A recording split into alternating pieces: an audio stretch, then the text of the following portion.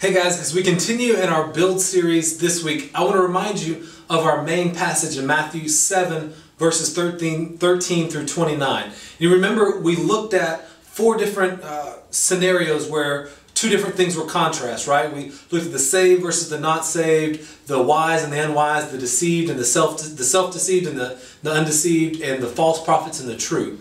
And so I want you to remember that as we looked at that, that caused us always to go back to self-examination.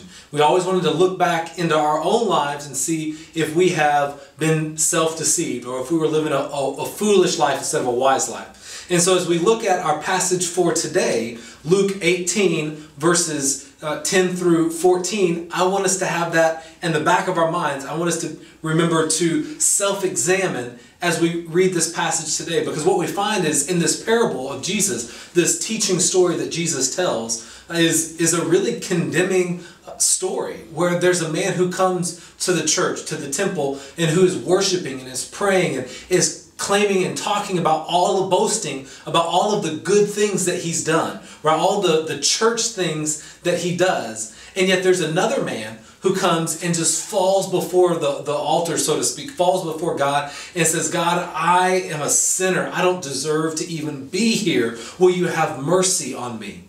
And it's amazing to me that the one that Jesus says went home justified is not the man who did all the right church stuff, who wasn't the thief or the robber, or who gave his money and who did all those things. It wasn't him who went home justified, but it was a man who fell to his knees and begged for mercy. And so while I'm not condemning doing certain things, what my question for us today is this: do we feel like God owes us something for the way that we live our life? Do you feel like God owes you something for the life that you live, that God owes you for the sacrifice that you're making? God owes you for not having sex outside of marriage. He owes you for not getting drunk on the weekends. He owes you for going to church every week. Or do you have the attitude that says, man, even if I did all of these good things, man, the truth is I still don't deserve for God to even know my name, much less for him to love me and have given his son so that I can have eternal life with him.